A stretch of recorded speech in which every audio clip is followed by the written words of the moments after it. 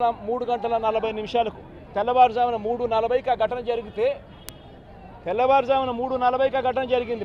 పట్టపగలు కాదు. జరిగితే 5 గంటలకల్లా కలెక్టర్ స్పాట్లోకి వెళ్ళాడు, కమిషనర్ స్పాట్లోకి వెళ్ళాడు. అంబులెన్స్లు అప్పటికే ముమ్మరంగా మోహరించేసాయి. గవర్నమెంట్ అంబులెన్స్ అన్నీ కూడా తీసుకొచ్చాయి. ప్రతి బాధితునికి కూడా తోడుగా ఉండే కార్యక్రమం జరిగింది. 6 గంటలకల్లా వైఎస్ఆర్ కాంగ్రెస్ పార్టీకి సంబంధించిన సీనియర్ నాయకులందరూ కూడా స్పాట్ మీదకి వెళ్ళారు, తోడుగా ఉండే కార్యక్రమం చేశారు. అదే రోజు 11 గంటలకల్లా, మధ్యాహ్నం కూడా కాదు, మధ్యాహ్నం కాకమునిపే 11 గంటలకల్లా ఏకంగా ముఖ్యమంత్రి అంటే నేనే ఏకంగా స్పాట్లోకి నేనే రావడం జరిగింది.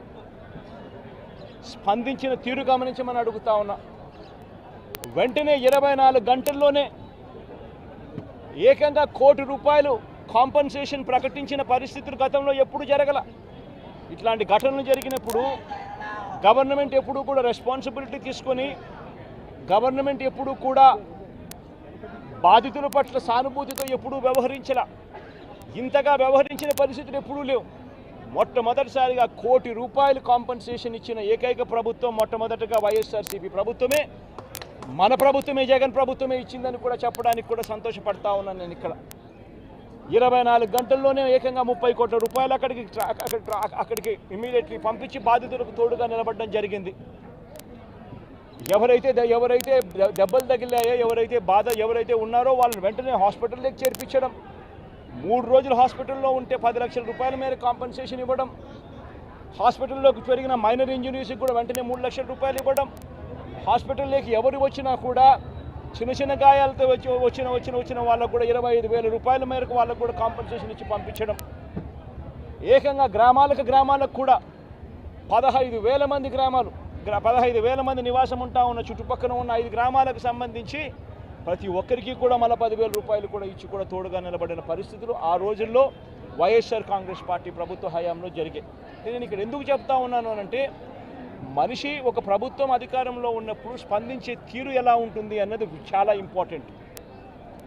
ఈ ఘటనలో చంద్రబాబు నాయుడు గారు ఇక్కడికి వచ్చినప్పుడు ఆయన ప్రెస్ మీట్ చూసి ఆశ్చర్యపోయా. జగన్ హయాంలో జరిగాయి ఘటనలు అని చెప్పి చెప్తాడు కానీ, నేరాన్ని ఇక్కడ నుంచి డైవర్ట్ చేసే కార్యక్రమం చేస్తాడు కానీ, ఆశ్చర్యం ఏమిటంటే చంద్రబాబు నాయుడు ఇంతకుముందు 2014 నుంచి 19 ఆయన ముఖ్యమంత్రిగా ఉన్నప్పుడు ఆయన హయాంలో జరగలేదా? ఈ ఘటనలు ఇటువంటివన్నీ ఎవరి హయాంలో అయినా కూడా జరుగుతాయి. కానీ జరిగినప్పుడు ఒక ప్రభుత్వం ఎలా స్పందిస్తూ ఉంది అన్నది మోస్ట్ ఇంపార్టెంట్ ఆస్పెక్ట్. ఒక ప్రభుత్వం అన్నది స్పందించేటప్పుడు ఎంపతి చూపించాలి, అంటే సానుభూతి చూపించాలి ప్రజల పట్ల, బాధితుల పట్ల.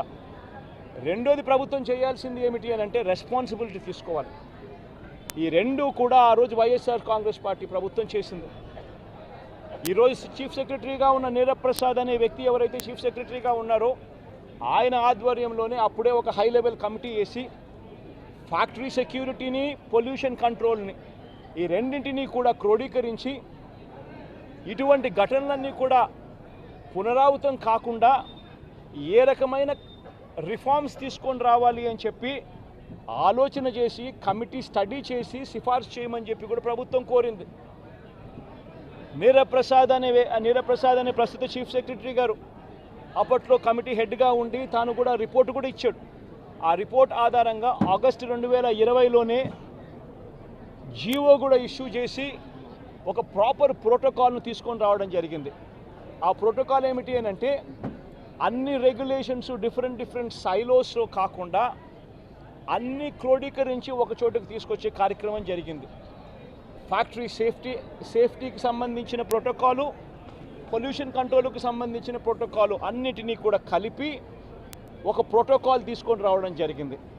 ఆ ప్రోటోకాల్లో ముఖ్యమైనది ఏమిటి అని అంటే, మొట్టమొదటిసారిగా ప్రతి కంపెనీ కూడా వాళ్ళకి సంబంధించిన సెల్ఫ్ కంప్లయన్స్ రిపోర్ట్ అనేది ఒకటి ఇవ్వాలి అనేది దాంట్లో ముఖ్య ఉద్దేశం.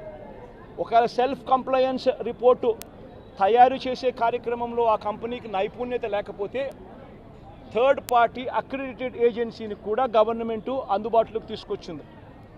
వీళ్ళ ద్వారా మ్యాండేటరీగా ప్రతి కంపెనీ సెల్ఫ్ కంప్లయన్స్ రిపోర్ట్ అనేది మ్యాండేటరీగా ఇవ్వాలి. ఇచ్చిన తర్వాత ఆ కంప్లయన్స్ రిపోర్టు నిజంగా ఉందా లేదా, నిజంగానే వాళ్ళు ఇవన్నీ ఉన్నాయా లేదా, ఇవి కాక ఇంకా ఫర్దర్గా వాళ్ళు ఏమైనా చేయాల్సినవి ఏమన్నా ఉన్నాయా లేదా అన్నది నిర్ధారించడానికి కోసం ఒక కమిటీ ఇన్స్పెక్షన్ కూడా చేయాలి.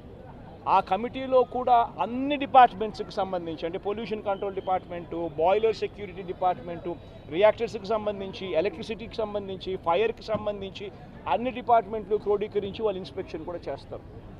చేసిన తర్వాత వాళ్ళు కంపెనీ యాజమాన్యానికి ఫర్దర్గా ఇవి చేయాలి అని చెప్పి ఒకవేళ ఏదైనా ఉంటే అవి కూడా వాళ్ళు ఐడెంటిఫై చేసి కంపెనీ యాజమాన్యానికి వాళ్ళు టైం ఇస్తారు, కంప్లై చేయండి అని చెప్పి.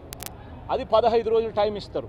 అంటే కంప్లయన్స్ రిపోర్ట్ వచ్చిన తర్వాత మళ్ళీ వీళ్ళు 1 మంత్ లోపల వీళ్ళు ఇన్స్పెక్షన్ చేసిన రిపోర్ట్ వచ్చిన తర్వాత ఆ ఇన్స్పెక్షన్ రిపోర్ట్లో కంపెనీ ఫర్దర్గా ఏమైనా చేయాల్సి ఉంటే మళ్ళీ వాళ్ళకి 15 రోజులు టైం ఇస్తూ వీళ్ళు మళ్ళీ ఒక రిపోర్ట్ అనేది ఇస్తారు.